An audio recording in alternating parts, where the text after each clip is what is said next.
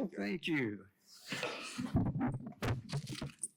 Wow, Tim Dre, $100 speech there. Gave it to him last night. Been up all night writing it. Give Tim Dre another round of applause.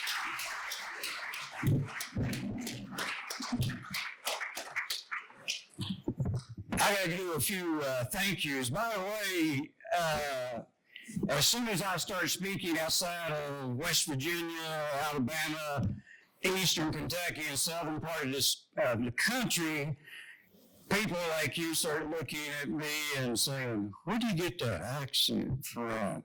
And the answer to that is the following. I do not have an accent. Because, brothers and sisters, God talks just like me. And someday you'll learn that when you get up to the pearly gates and you see St. Peter, and he says, "Oh, get in the pickup truck. We'll take you up to the big house here shortly." And you'll remember what I just told you. I want to say thank you to your president, secretary, treasurer, your board here in Iowa, and all of the membership that's here today.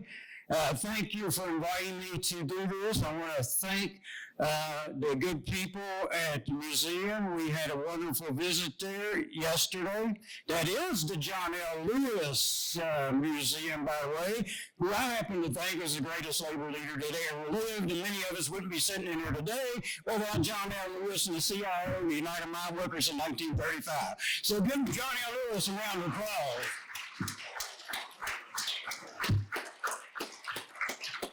And I also want to thank, where's my friend Dylan at? I just spoke to him. Stand up, Dylan.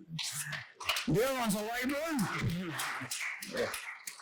And you know how people say, I couldn't be here without that person. Well, I couldn't be here without Dylan. He picked me up at the airport and brought me over here yesterday, and thank you for doing that. All of the hospitality that we've enjoyed since we've been here, it's a true show of friendship, solidarity, and being in the labor movement. Now, I want to talk to you just a few minutes about myself for a second, but I'm going to do one thing first. I am also, in addition to president of United Mine Workers at the AFL-CIO, I am the president of the Union Veterans Council.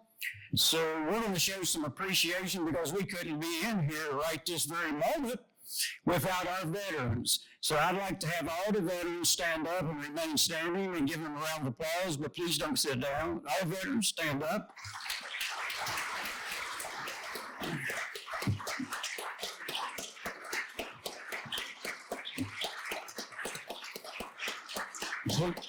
Please remain standing. Now, if you are here today and you have someone in your family, a son, daughter, brother, sister, aunt, uncle, anybody related to you that are currently serving, would you please stand up? Thank you for your sacrifice.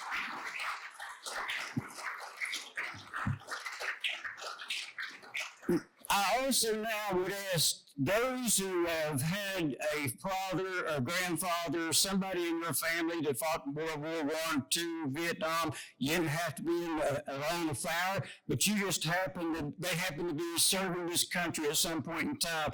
I imagine that's going to be most people in here. If that's the case with you, please stand and remain standing. Now, I want you to take a look around, if you don't mind. If you don't remember anything else that happened here today, I want you to remember this. Why do I ask you to do that? Because the labor movement is the most patriotic organization that has ever been in the United States of America, and you should be sick and tired of people who fight against us every single day talking about how they are the patriots and you are not. Tell them to kiss your ass the next time you hear that. Thank you. Let them, come on. You're all right. You made me see you. Thank you. You know what I think is, I have ideas, and I'm a bit radical, a bit militant, whatever that means, and I have been that way most of my life.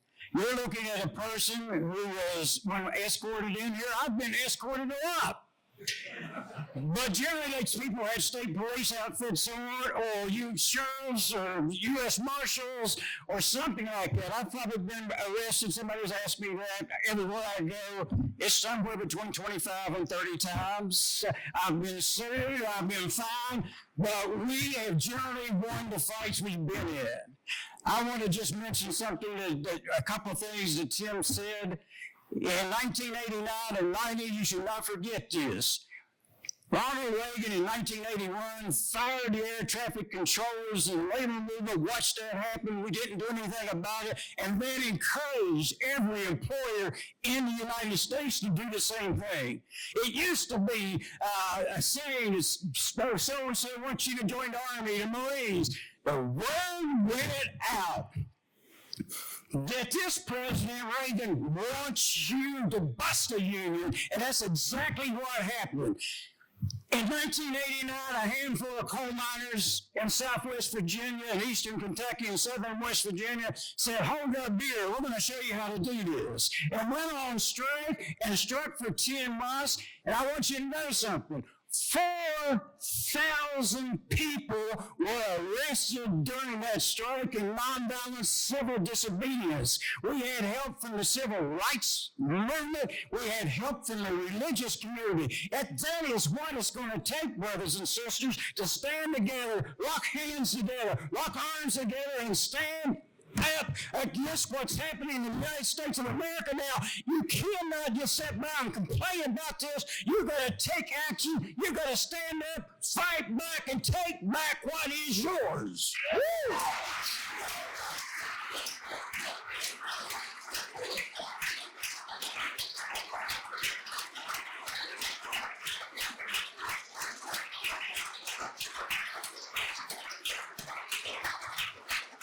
And I want you to know the result of that.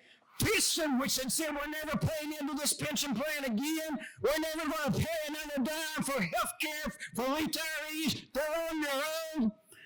We convinced and forced Pittston to sign an agreement that obligated them to pensions and health care, but we were not done because this was happening everywhere. We went up on Capitol Hill at a time when people said this couldn't be done, and we passed legislation that covered 107,000 retirees health care for life.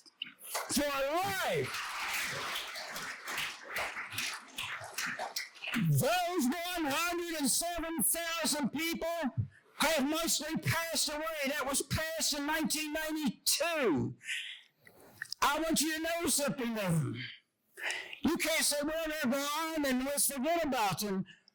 We, as a movement, have got to defend those who went before us and those who are dependent upon us, because none of us would be in this room if our forefathers hadn't made a stand for pensions, health care, contracts, health and safety. Most of us, me included, in this room have had this handed to us. We have not had to fight to retain it or sustain it. We have been blessed. And it is now our time to stand up and fight back. And the question is, are we as good as what our forefathers were?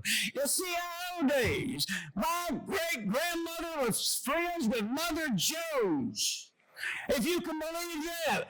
In 1902, my great-grandmother and my great-grandfather were kicked out of their company house because they supported this new union coming into West Virginia known as the United Mine Workers of America. If you supported the union in those days, you were not only unemployed, you were homeless. The day they found out about it, then you were blackballed. I've been trying to get even ever since 1902.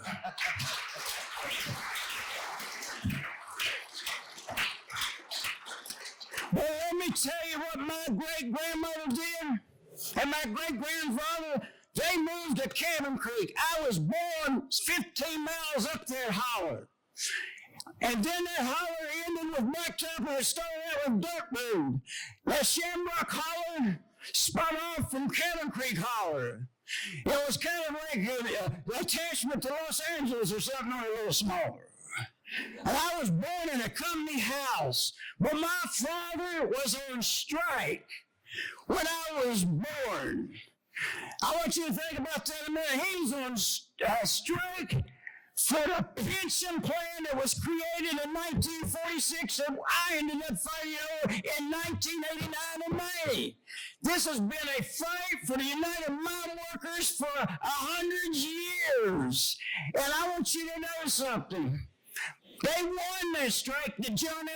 Lewis led. And he's negotiated that agreement not with the coal industry, but with Harry Truman, who seized the mines. You know what that means? They materialized. What's that word I'm trying to read?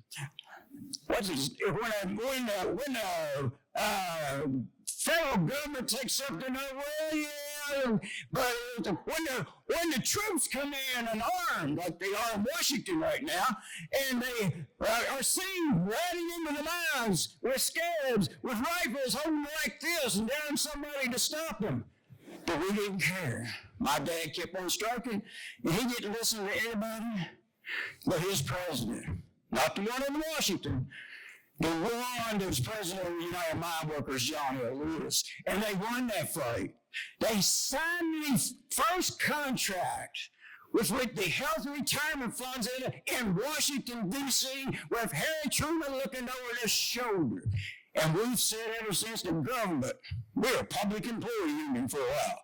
And we said that contract guaranteed us pensions and health care for life. And I don't know if we convinced Congress that was true, but we convinced Congress that they should pass this because we were never going to stop. We wore those camouflage shirts that True Tim was talking about on the front of us, and we all won. Aren't we all won? Aren't we all won? We work for a living, we all won. And so we are everywhere. And the United States Senate and House thought, I believe that's true. After many, many years of fighting, we finally passed legislation for the first time in 2017. Tim mentioned this for 22,600 people who had already been declared not to be entitled to health care because of the bankruptcy court. They never lost coverage because the union picked the program up and operated it until we passed this legislation. Then we said, well, why are we quitting now? Because everybody deserves a pension and health care guarantee. And we're going to go back to Capitol Hill and get that passed, and we did. And then we passed legislation at the same time that guaranteed our pensions would be saved. And some people piggybacked on that across this country, and many unions piggybacked on that. And I want you to know something. $1.5 billion flows into Appalachia every single year for pensions and health care from the federal government. We forced them to keep their promise, and we would have never had any of that. If we had stayed home and cried about it and complained about it, we got off our butts and we went to St. Louis over and over again. I got arrested 9 times during that fight. I'm familiar with the courthouse. I'm familiar with the judge. I'm familiar with the jailhouse. But you know what? I've been sued, I've been fined, and I never had to pay a dime of that because they're just happy to see me go away. Now, I can't guarantee you that's going to happen for you. I'm not here selling something today. But when you stand up and you fight back and you're on the right side of these issues. But getting back to Mother Jones and my great-grandmother for a minute, I want to say something. Will all the women stand up and take a round of applause? Please do that. Come on.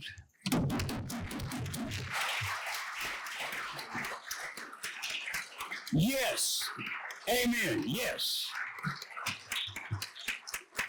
Because I think the second greatest leader that we've ever had in our union was a woman. And her name was Mother Jones.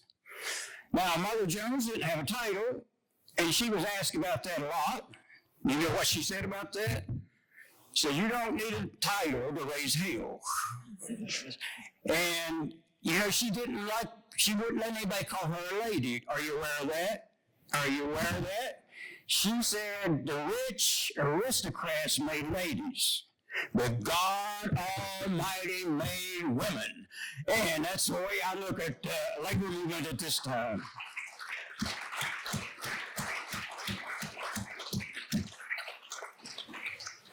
And I want you to know that about 10 years after she was evicted and my great-grandfather was evicted, a strike started in Paint Creek and Cabin Creek. Thousands of people on strike. Thousands. Because the people in Cabin Creek wanted the union. They were striking for recognition. The people in Paint Creek, just a hill mountain separating the two creeks. Two hollers, right? Can you imagine 6,000 coal miners on strike in two hollers? Hand loading in those days, labor intensive, right? Machinery eliminated a lot of shovels. But they had shovels in those days, and they struck because they wanted a safer place to work. They wanted a union check weighman as opposed to a company check weighman. Company check weighman lied a little bit, in case you're surprised by that. And people in Paint Creek wanted a better contract. And the coal companies were having none of that. They hired an agency out of Bluefield, West Virginia called the Baldwin Phelps Detectives, which were nothing but thugs. They evicted all the miners, and all the coal miners on Paint Creek and Cabin Creek became homeless. And my great-grandmother Blizzard owned property, and she let them put those tents on her property. Can you imagine?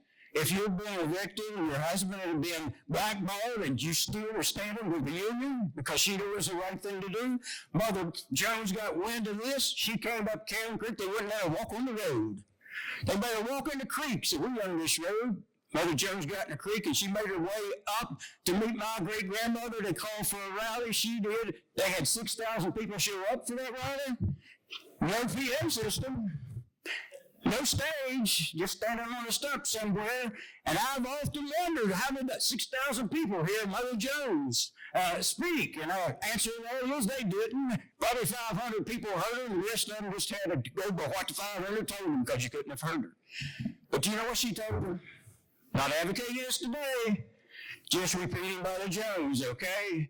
She said, you men should be ashamed of yourselves, letting those scabs take your job. You ought to let the women run this strike. She says, if you want to win this strike, you go up Paint Creek and Cabin Creek and arm yourselves. You kill every one of them son of a bitches. That's what she said. And so you burn all their tipples and you'll win this strike. What do you think they did?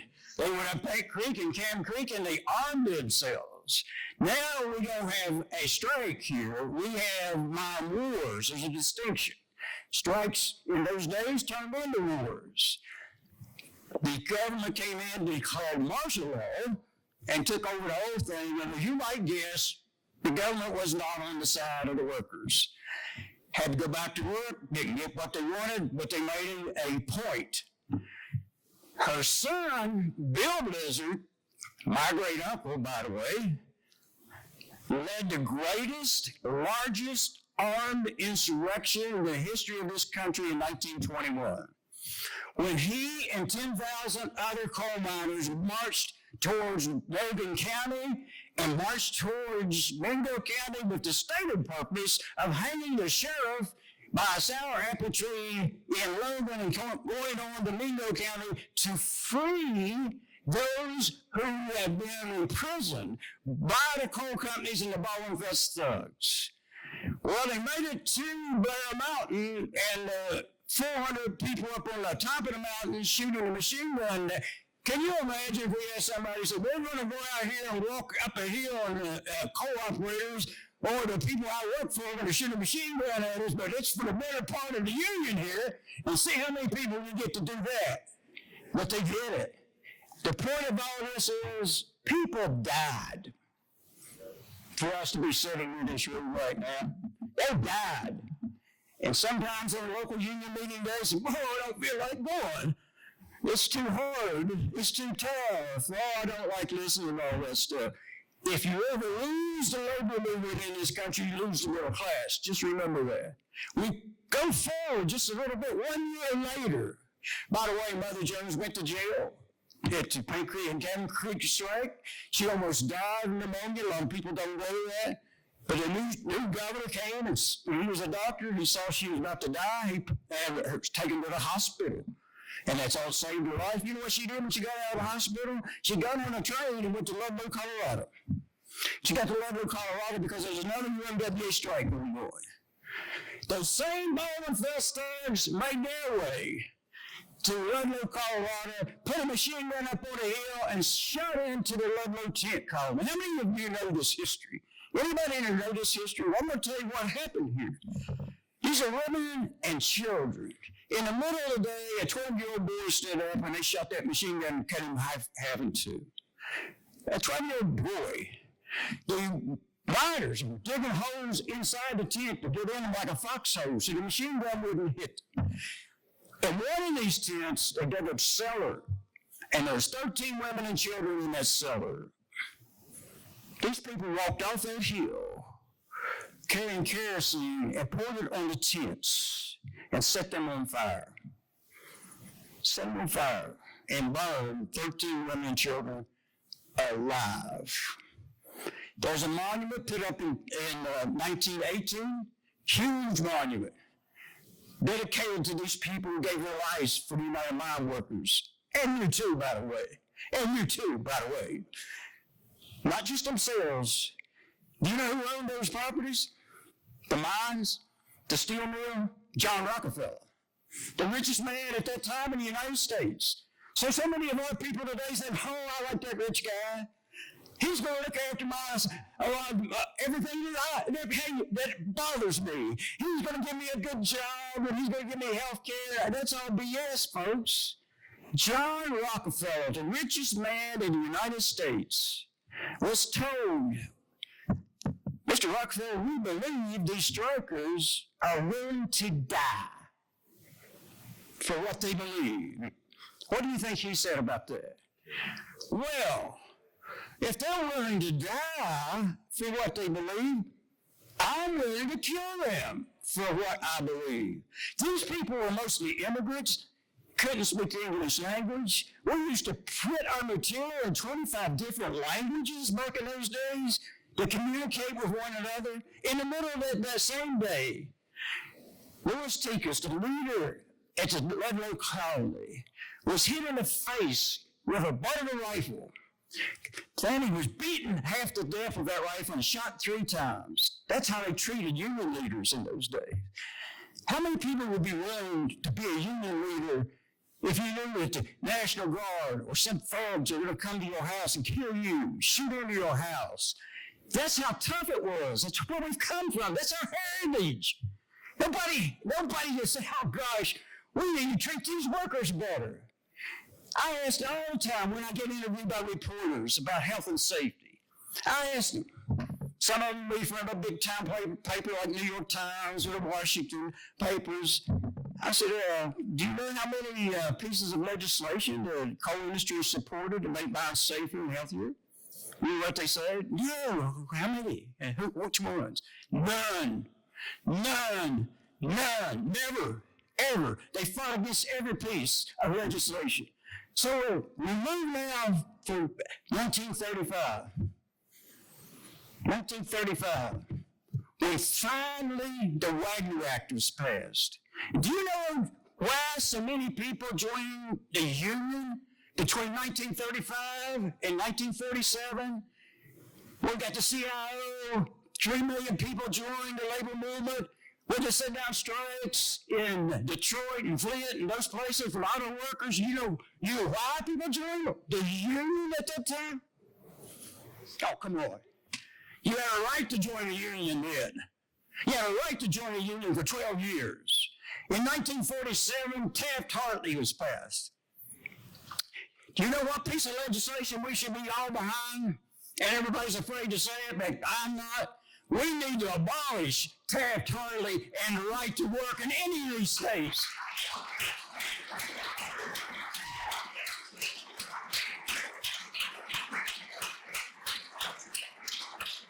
And I know it's as radical can get. But you know, they don't seem to have a problem being radical. Those on the other side. Well, what about the child labor? Did you ever think you see child labor back in this country and people openly in Congress talking about this? They would have no problem eliminating health care for everybody. They have no problem eliminating your Social Security. They have no problem eliminating your Medicare. I think that's shooting pretty big for them, but you don't think we should be talking about what's good for working class people? If you want to tell people and explain to people in no uncertain terms who created the middle class, look around. The labor movement in this room right here created the middle class in the 30s when we stood up and we took on the powers to be and got legislation passed behind a president of the United States who believed in us, Franklin Roosevelt. Every coal miner in the coal camps of this country used to have 3 pictures in those houses. John Lewis's picture was hung up, Jesus' picture was up, and Franklin Roosevelt's picture was up. We need another president who is not afraid to say, I stand with the working people, and if I tell you I'm going to do something, I'm going to do it. At some point in time, in my lifetime, before I leave this earth, I hope I see the next Franklin Roosevelt, because I'll go up there if I have to film, if I have to walk, cop a train. I want to see that for the working people of this country.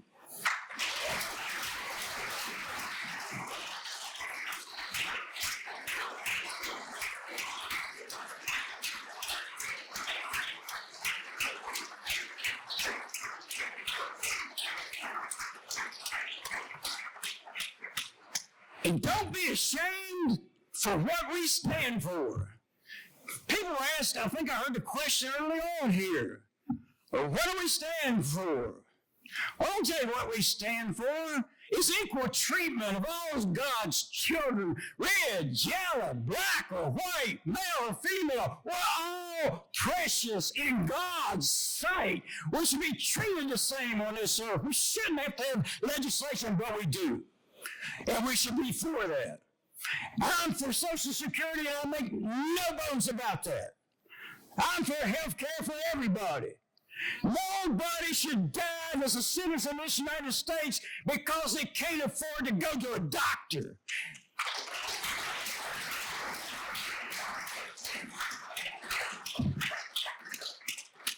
Health and safety. We shouldn't be ashamed of that because we're the only ones that care about that. And let me tell you, there's only one way we're going to get all of this. And that is to pass the legislation I just mentioned, give us our God-given right to join any union that we want to join, just like we joined the Republican Party, the Democrat Party, the PTA, and every organization in this country. If you want to belong to a union, all you should have to do is say, sign that card and tell the boss you're in the union. That's what we need. Woo!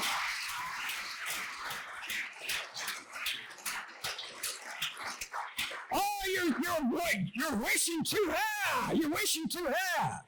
You know, it's like a minister saying we ought to work really hard to see heaven. That's a high goal, isn't it?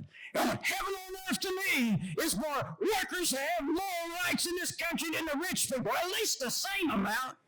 We just passed legislation that took money out of the mouths and food out of the mouths of kids in this country, closing clinics, closing hospitals in this country, so we can get somebody that's got trillions of dollars more money. That's what we just did. Don't let anybody fool you. And people voted for that, and they're going to be running for office here. They're running for office all over the country because they believe the president of the United States is so popular, they don't have to worry about you. At the very least, make them worry about you and how you're going to vote.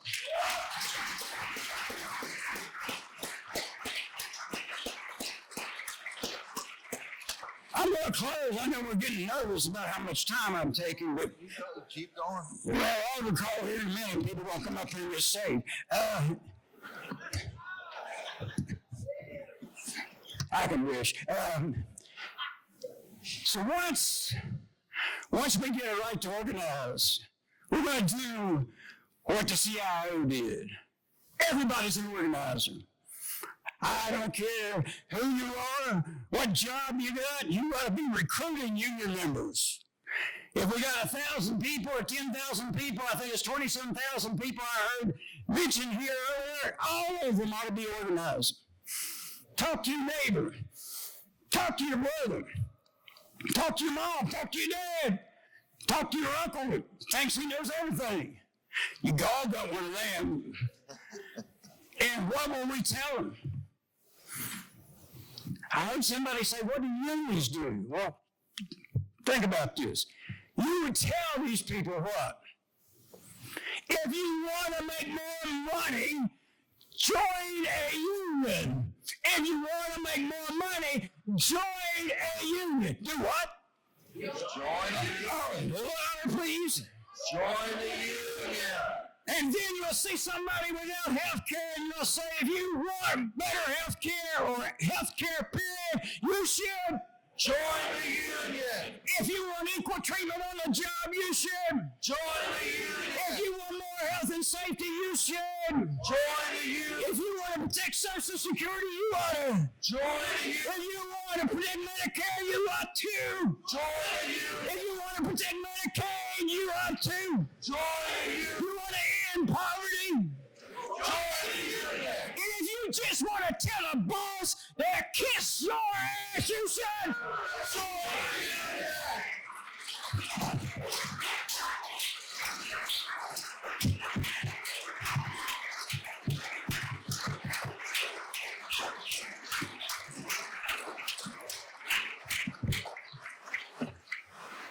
I'm going to leave you with this, and I want you to think hard about this.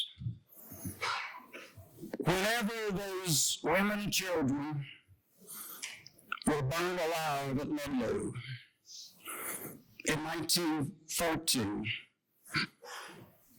the workers are devastated. But Mother Jones, she called for a meeting. And if you can imagine, people who just buried babies, and 12-year-old boy, and women who were gunned down by their oppressor. They were just devastated. So she said, all of you come. Men, women, neighbors, supporters, just somebody interested. And she's looking out on this crowd and people crying. Tears rolling down their eyes. Some of these men will never work again. They'll be blackballed. Some of them lost their wives in this. Some of them lost their children. She got up, not like she normally did, cussing up a storm and screaming. It went something like this. Sure you lost. Sure you lost. But they had bayonets. And all you had was the Constitution of the United States. And she paused at each of these intervals. She said, let me assure you that any confrontation between bayonets and the Constitution, the bayonets will win every time. However, you must fight. You must fight and win. You must fight and lose. But brothers and sisters, you must fight. And I thank God every day they didn't quit fighting. Because by 1935, the United Mine Workers was the largest union in the world. 800,000 members, because they did not quit. Thank you and God bless you. Thank you so much.